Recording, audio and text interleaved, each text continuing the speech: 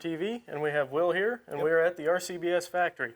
Excellent. Pleasure to be here. Yeah, absolutely. Thank you for having us. Thank you for coming. And we have here the Rebel Press. Absolutely. So the Rebel Press is the new press from RCBS. If you look at the overall general design of it, it's a bigger, beefier press than the Rock Chucker.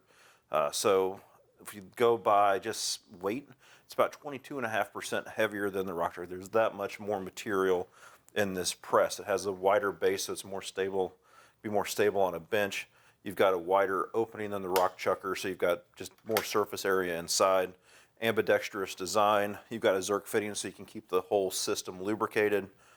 What else we got? And then primers. So spent primers on the Rebel. They actually come out of the bottom of the ram, so you can put your trash can, whatever, underneath the press and catch all of the primers that way. That's a nice feature. Yep. That's a really nice feature. No more picking them up off the floor and looking where they fell. Right, you don't have to try to get that primer catch lined perfectly with the back of the ram, which I know has been a kind of a sticking point with the Rock Chucker for quite a few folks. So we took a lot of that feedback and implemented into the new design of the Rebel.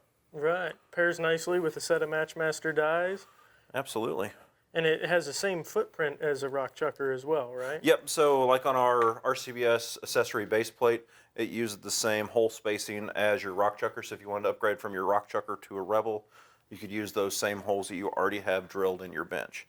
The only difference is, it's a longer base, but that hole spacing is the exact same.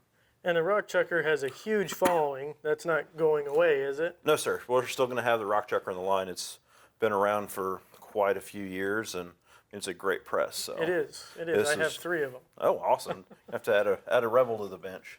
I would love that. Yeah. I'd love to play around with one of these guys.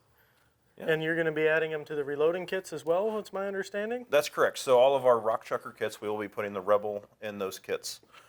So in the next 6 months or so, you'll start seeing the old Rock Chucker kits be replaced with Rebel. They'll be Rebel kits. And a little birdie told me that there's something else that's going to be added to those kits as well in the future. Yes, so we're going to be adding in the UPM3. So this is our new powder measure. It'll be replacing the UPM2.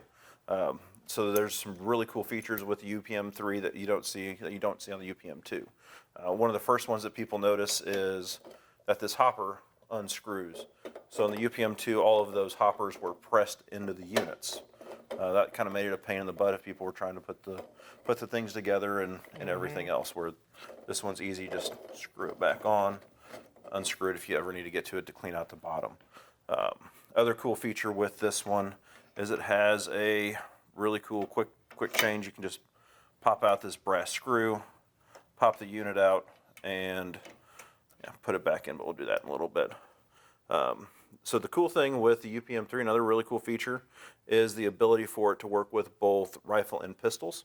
So we've actually, if you can see on the threaded stem here, it's actually curved, so it matches with those radiuses inside there. So we can throw very, very small amounts of ball powder, and then we can go and throw, I think, about 105 grains of ball powder. So you can go anywhere from a half a grain to 105 grains of ball powder in there. So it'll work for your rifle and pistol loads. We've also gone through and done some really nice laser engraving on the thimble also.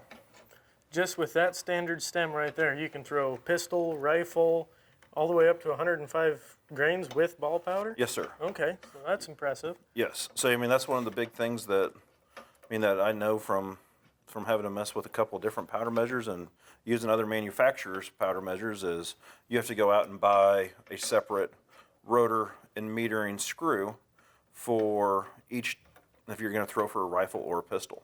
So with this one, you can use buy one unit. You don't have to worry that you have the right rotor and metering cylinder. If you decide to go do it, you don't have to go spend another $30, $40 for that ability. You're able to do it with that unit. Awesome, very good. Well, I look forward to trying out these new products, seeing how they do. Thank you for sharing them with us. Anytime. We appreciate it. Yeah, thanks for being here. Absolutely. It's an honor and a pleasure. So until next time, be sure to share this video, like it, and look for the following ones. We'll catch you next time.